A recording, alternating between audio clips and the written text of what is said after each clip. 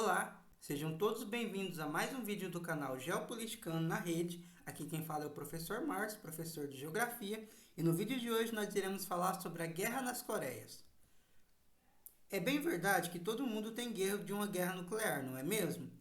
O maior exemplo disso tem sido as recentes tensões entre a Rússia e a Ucrânia, que tem deixado milhares de pessoas no mundo todo em pânico.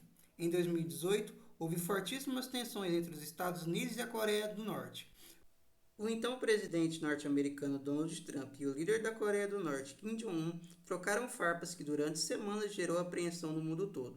Em setembro de 2017, Trump chama Kim, na Assembleia Geral das Nações Unidas, de pequeno homem-foguete.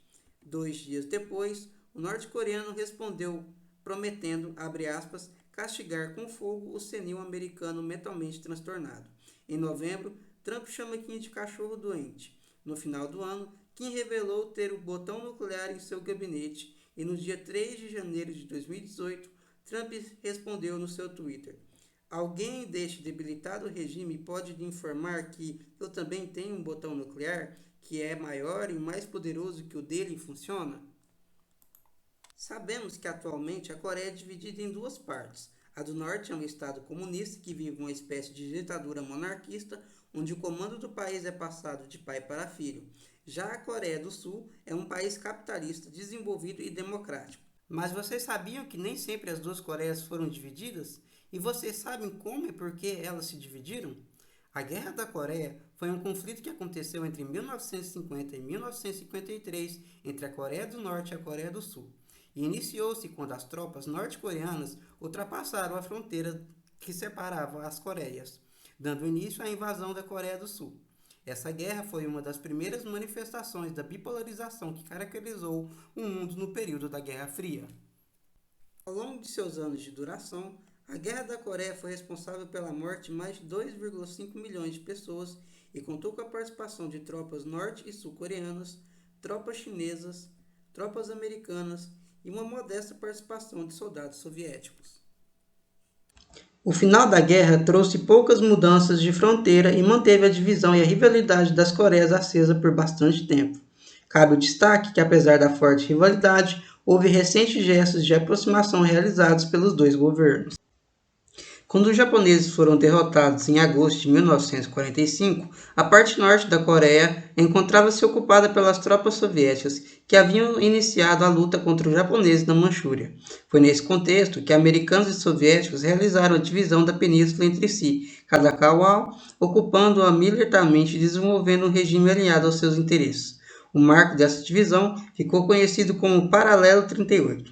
O Paralelo 38 foi estabelecido como limite por Dan Rusk e Charles Bonestell, do Departamento de Estado dos Estados Unidos em Washington, durante a noite de 10 de agosto de 1945, 4 dias antes da libertação da Coreia. Esse paralelo divide a Península Coreana aproximadamente no meio. Em 1948, esse paralelo tornou-se a fronteira entre os dois países recém-criados da Coreia do Norte e Coreia do Sul. Stalin, líder da União Soviética, a princípio não apoiava a ideia de uma invasão da Coreia do Sul, pois não queria um conflito aberto com os Estados Unidos, um risco que a guerra poderia gerar. No entanto, a ocorrência da Revolução Chinesa e a ameaça de que a China se tornasse uma nação mais influente na Ásia do que a própria União Soviética fez com que os soviéticos mudassem de ideia. Mesmo assim, o apoio soviético para a Coreia do Norte foi mais em questões logísticas do que propriamente militar.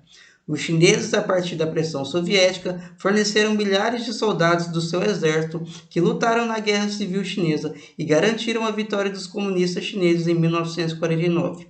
Esses soldados, apesar de chineses, eram etnicamente descendentes de coreanos e engrossaram as linhas do exército norte-coreano. A guerra eclodiu em 25 de junho de 1950, quando as tropas norte-coreanas iniciaram a invasão da Coreia do Sul.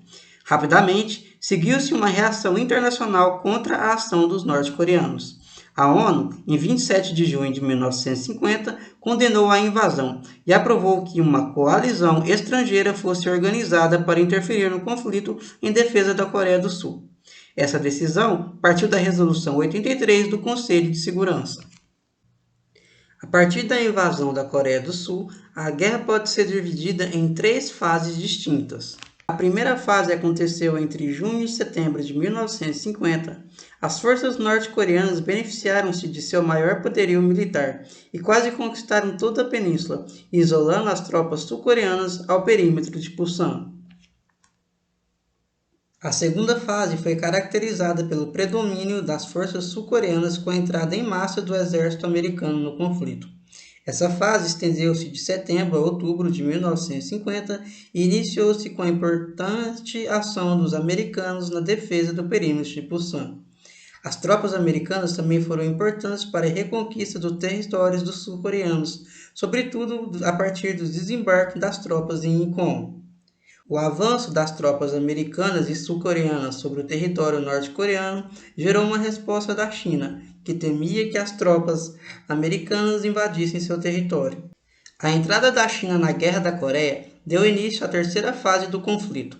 Essa fase estendeu-se até 1953 e foi caracterizada pelo equilíbrio das forças. A longa duração dessa fase, o grande desgaste causado pela guerra e as poucas movimentações do campo de batalha, as tropas estavam nas proximidades do paralelo 38.